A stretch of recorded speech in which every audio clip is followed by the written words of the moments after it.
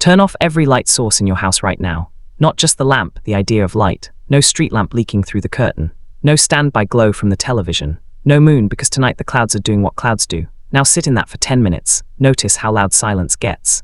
Notice how your own pulse starts to feel like a second person in the room. That isn't a power outage. That's an ordinary Tuesday night for every human being who lived before roughly 1880.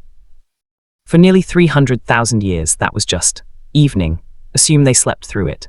Eyes shut at dusk, world gone black, nothing to do until the sun came back. No. Assume then that they sat huddled in terror, waiting for dawn like prisoners waiting for a sentence to end. Also no, not for most of it anyway. The truth is stranger than either guess, and it says something uncomfortable about the version of normal you're living in right now. Somewhere between sunset and sunrise, our species built half of what makes us human, and then in the span of about 4 generations, we switched it off and forgot it ever existed. Start smaller than fire. Start with the eye. Picture a lion's eye and a human eye side by side, lit by the same sliver of moonlight. The lion's eye has a mirror behind the retina, a layer called the tapetum lucidum, that bounces light back through the photoreceptors a second time, doubling its catch. That's the green flash you see in a cat's eyes under headlights. Our eyes have no mirror. We get one pass at the available light, and most of it is wasted. This is not a small disadvantage. It's the disadvantage that shaped every human night for 250,000 years. A hyena at midnight can see a hominin silhouette at a distance. Most humans would need a flashlight to cross safely.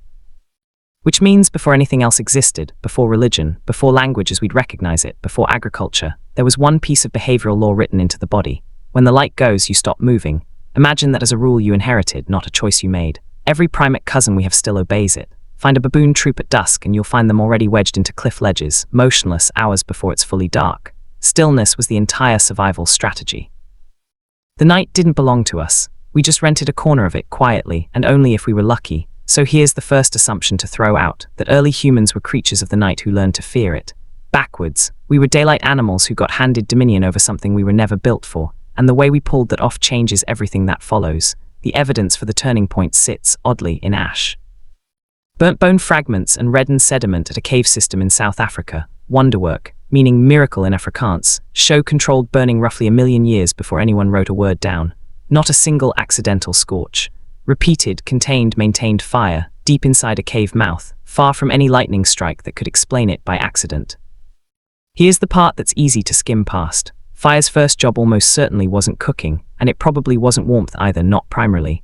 Its first job was light, specifically light arranged in a circle. A maintained fire creates a perimeter, researchers estimate somewhere around 9 or 10 meters across, inside which large nocturnal predators reliably will not enter. Step past that ring and the math of the savannah reasserts itself instantly. Stay inside it, and for the first time in the history of any primate, a group of hominins could remain upright, alert, and active after dark without simply being inventory for something with better night vision.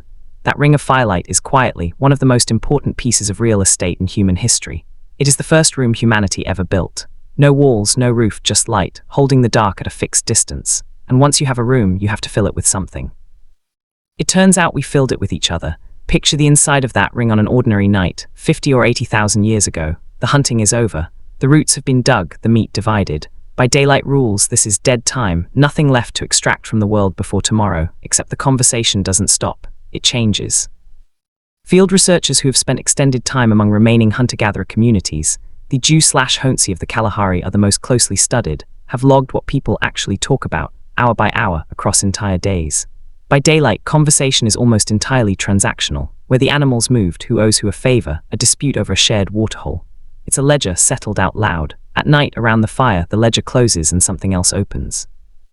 The same researchers found that after dark, the overwhelming majority of recorded speech shifted to story, distant relatives, trickster figures, the origin of the rain, jokes built on 3 generations of shared reference. Logged conversations skewed toward narrative on the order of 4-to-1 against daytime talk. Sit with that ratio.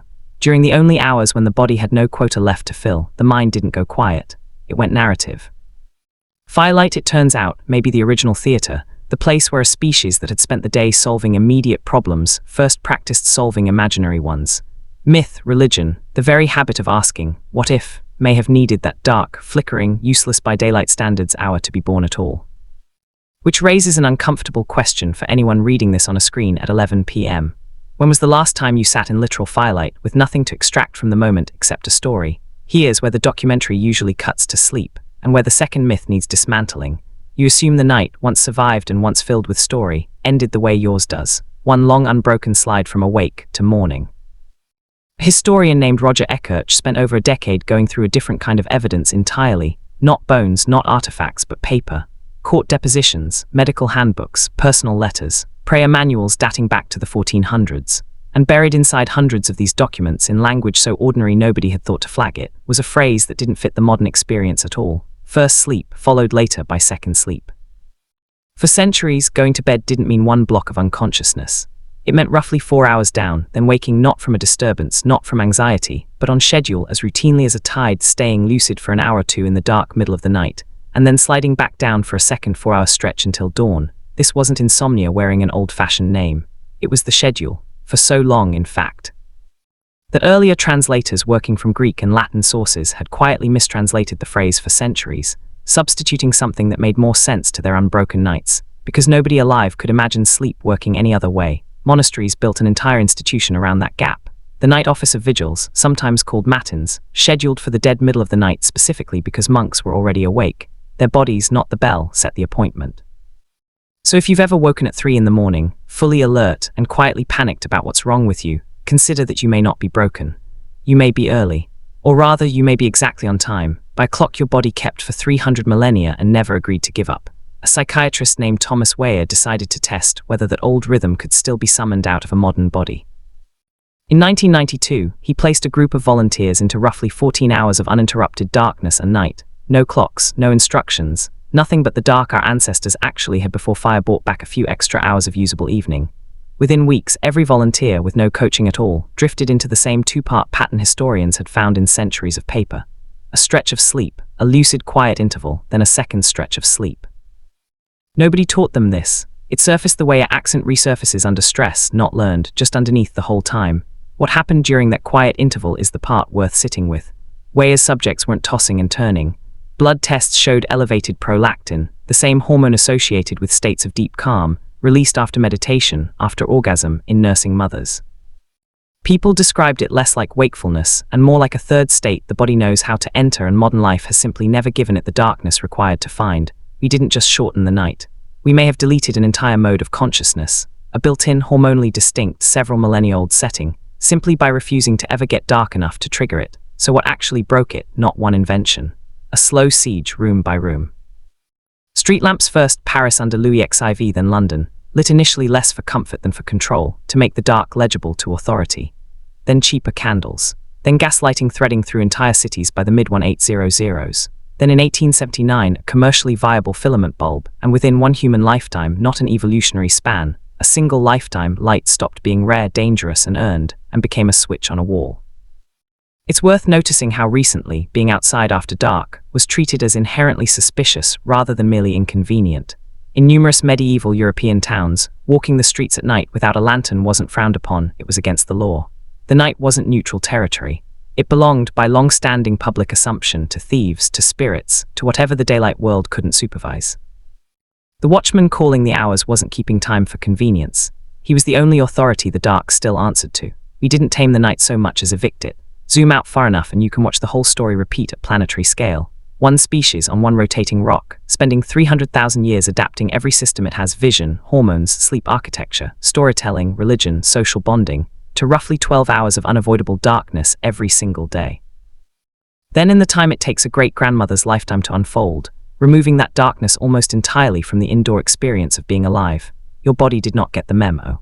Average modern exposure to artificial light after sunset runs 7 to 8 hours, much of it the blue-shifted light of screens, which sits in almost exactly the wavelength your retina uses to tell your pineal gland it is daytime. Hold the melatonin. Your eyes cannot distinguish a phone at 11 p.m. from noon. Neither can the 300,000-year-old chemistry behind them.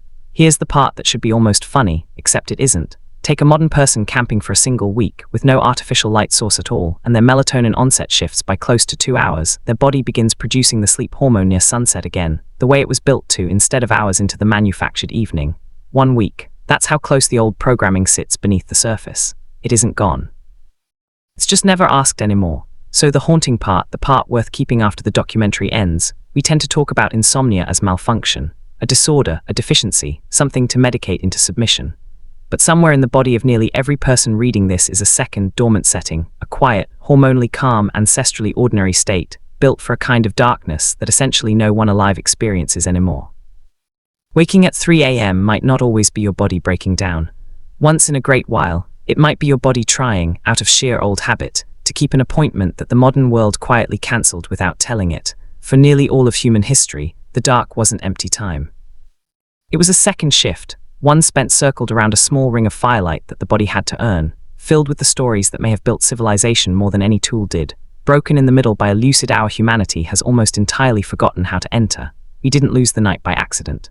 We traded it, deliberately and at incredible speed, for a switch on the wall, and most of us have no idea that anything was ever on the other side of that trade.